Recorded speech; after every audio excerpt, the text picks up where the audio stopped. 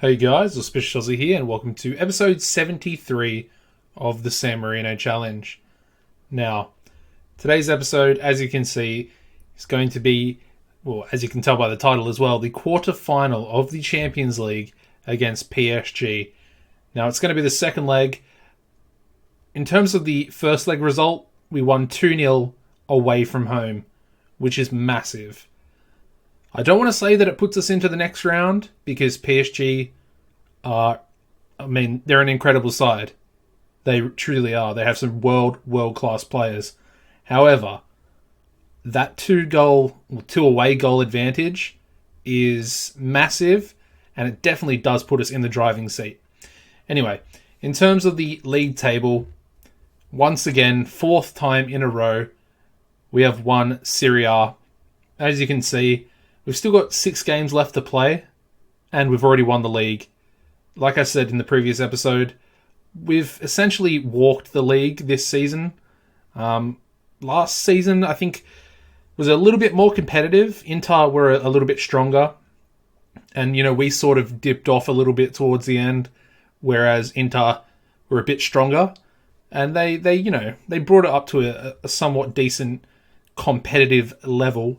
However, this season, as you can see, AC Milan are in second, and we're currently 20 points ahead, which is ridiculous. Although it is good, we've only lost the one game, which is a bit frustrating, considering I do want to go invincible at some stage in Serie A. But again, it's good because I can play a lot of fringe or youth players that need the playing time in order to aid their development, especially some of the dual nationality / San Marinese players that are in the club at the current stage. So that's how the league goes at the moment. Already wrapped up, won the Super Coppa, into the TAM Cup final as well. And like I said, we're going pretty well in the Champions League at the moment. Anyways, let's go over these few fixtures.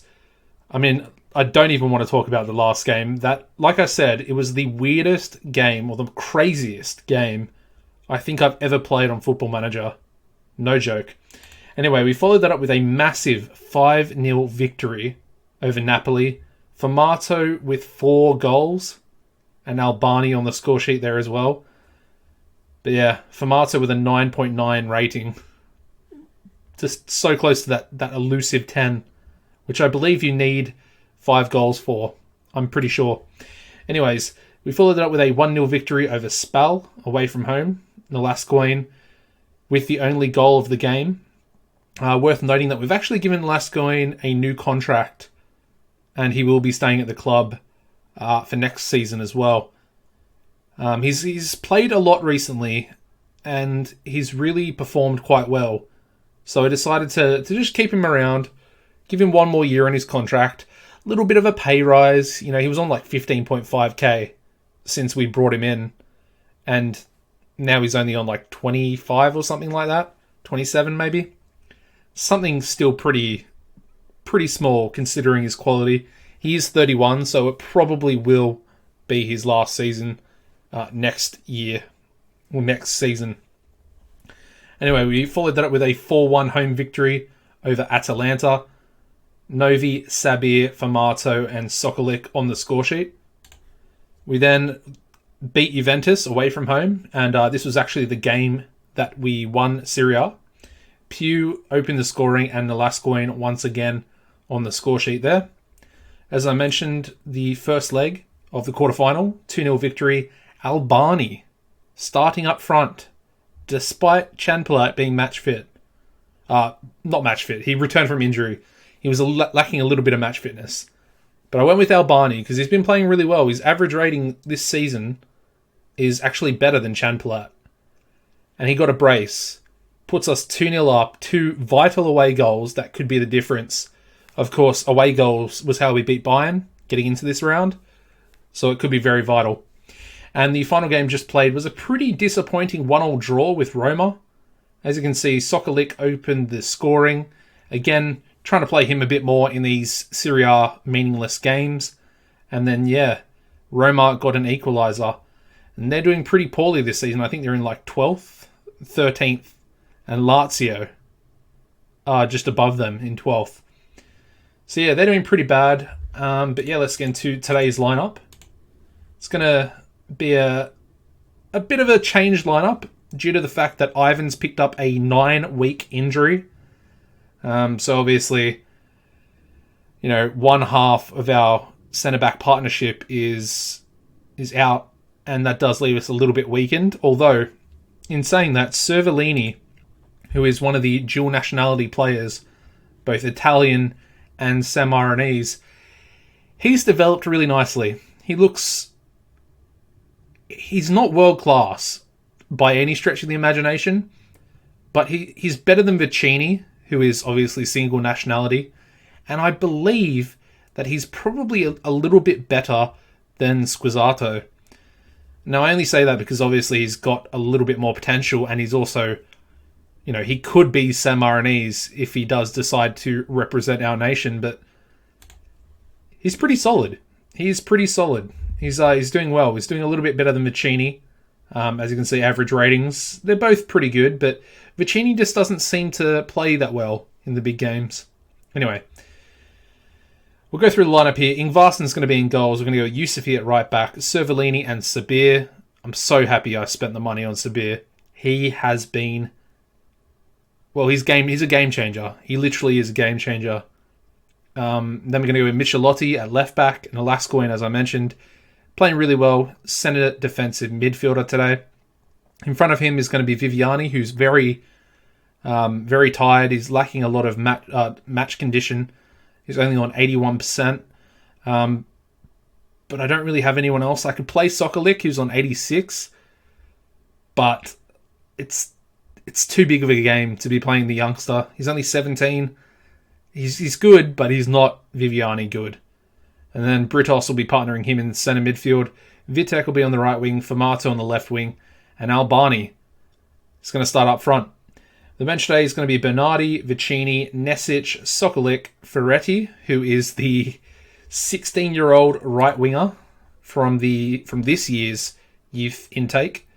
Unfortunately, like I said in the previous episode, does not have the dual nationality. He is just Italian, although he looks pretty good. And at the moment, we really lack any depth on the right side of the field. Then we're also going to go with Schmidt and Chanplat on the bench there. I mean, we're at home. I'm expecting a result. I want either a draw or a victory. But like I said, a minimum draw puts us through.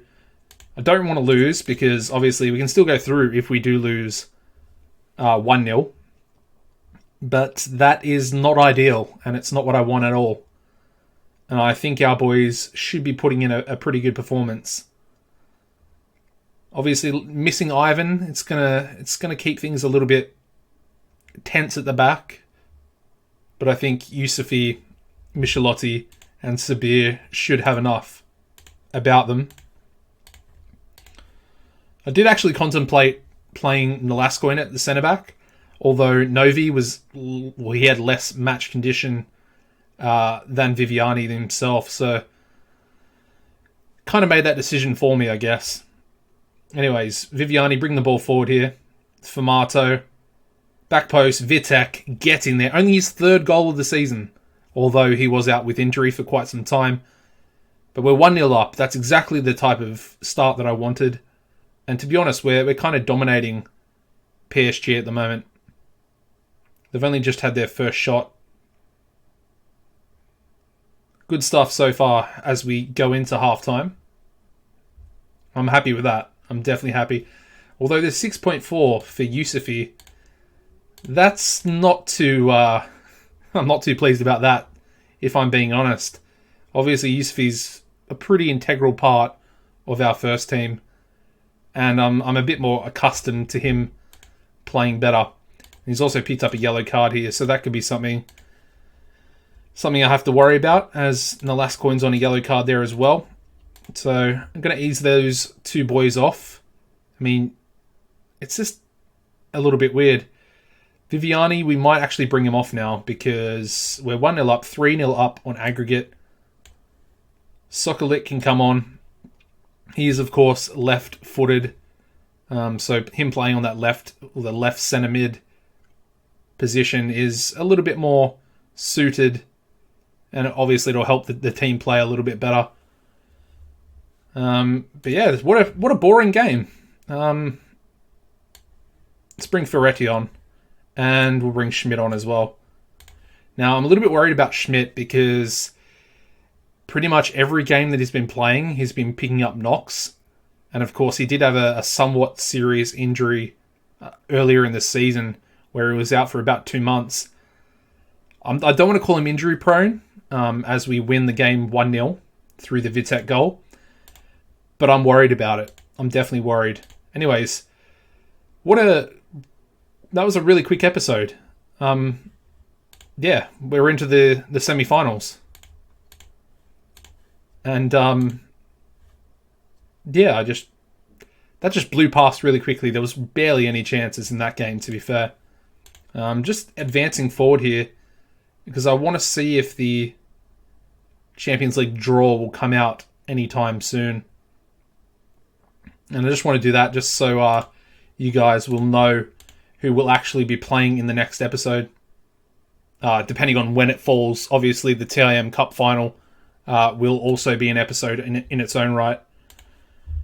We've got let's just advance. I can't be bothered going through all those scout reports at the moment. Obviously, always looking out for decent players to bring into the first team that are somewhat affordable. I do actually get linked with a lot of world-class players that are very, very much out of our price range. Somewhat in the hundreds, or 80 to 100 mil in that sort of price range, which, is essentially, well, it's nearly half of our bank balance. And I don't really want to be paying that much for players.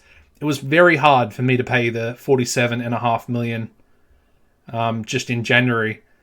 And I couldn't even bring myself to sign another player worth about 10 because we were spending so much money. I'm really hoping that this draw will come through, although I'm guessing it'll probably be in the next week. So anyways, guys, I'm sorry for wasting your time there, although me rambling, it's never a waste of time. So yeah, if you could drop the video a like, it'd be much appreciated. 3-0 aggregate over PSG over 2 legs, I think is a pretty decent result for a quarterfinal. So a like would be very much appreciated. Subscribe as well if you haven't already. Obviously, on the road to 1K subs. Mentioned it many times, but that's been a pretty big goal for me for a long time. So yeah, I appreciate that. If you hit the notification bell as well, that should keep you up to date with all the episodes coming out in the future. And yeah, guys, apart from that, take it easy and goodbye.